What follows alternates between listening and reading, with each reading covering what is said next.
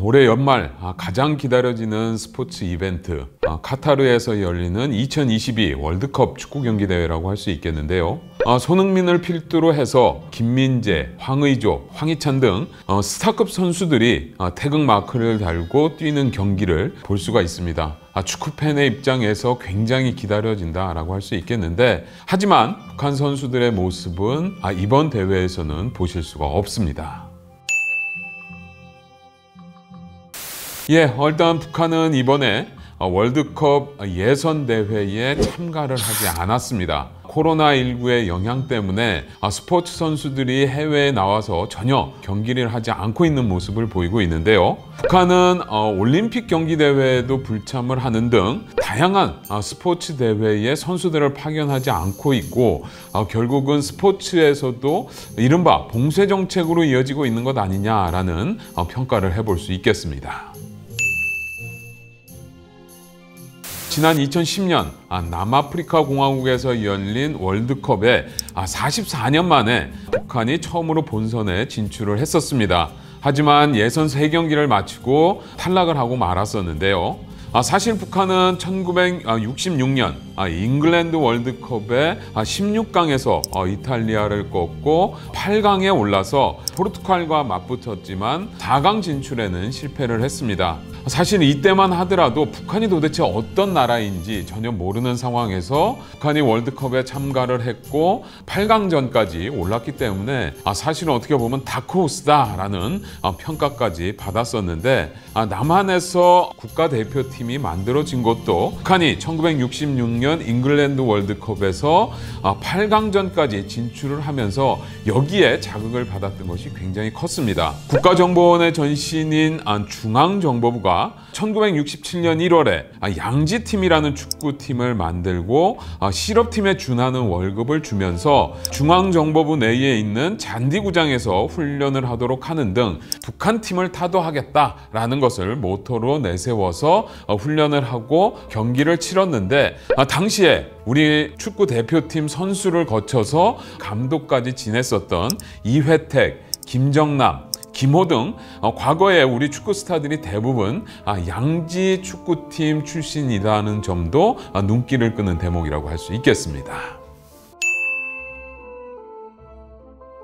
그렇습니다. 특히나 김정은 위원장이 축구를 매우 좋아하는 것으로 알려지고 있는데요. 2013년부터 15년까지 해마다 한 차례씩 경기장에 직접 나가서 축구 경기를 관람하는 모습을 보여줬었습니다. 2015년 8월에는 2015 동아시아 축구연맹 축구 선수권 대회에서 우승하고 귀국한 여자 축구 대표팀을 직접 평양공항에 나가서 맞이하고 꽃다발을 건네는 모습을 보이기도 했었는데, 축구에 대한 사랑은 김정은 위원장뿐만은 아닙니다. 김정일 위원장도 축구를 굉장히 좋아했었던 것으로 알려지고 있고요. 2018년 8월에 뇌졸중으로 쓰러져서 한동안 공식 활동을 중단을 했었는데, 그리고 난 뒤에 처음으로 재개한 공식 활동이 축구 경기 관람이었습니다.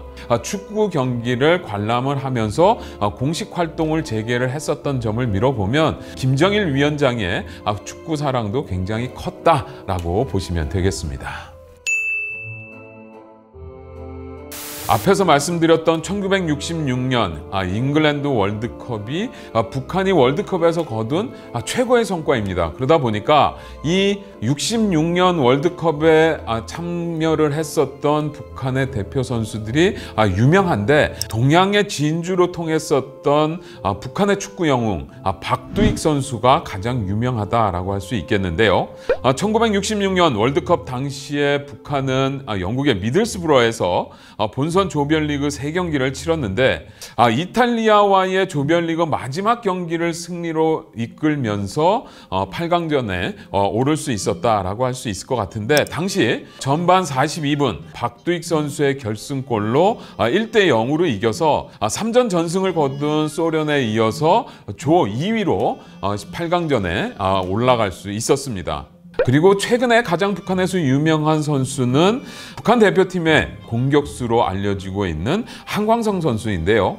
한광성 선수는 이탈리아 프로축구 유벤투스를 거쳐서 카타르 리그로 이적을 해서 활약을 하기도 했었는데 사실상 대북 제재가 강화가 되면서 한광성 선수에게 주는 어떤 임금 이런 부분들이 대북 제재를 위반하는 것 아니냐라는 지적이 나오면서 결국은 북한의 리그로 되돌아갈 수밖에 없는 운명을 맞이하게 됐는데 어쨌든 북한에서 흔치 않은 유럽파 해외파 선수라는 점에서 눈길을 끈다라고 할 수 있겠습니다. 그리고 우리가 알만한 북한의 축구 선수 인민룬이라고 불리우는 정대세 선수가 있습니다.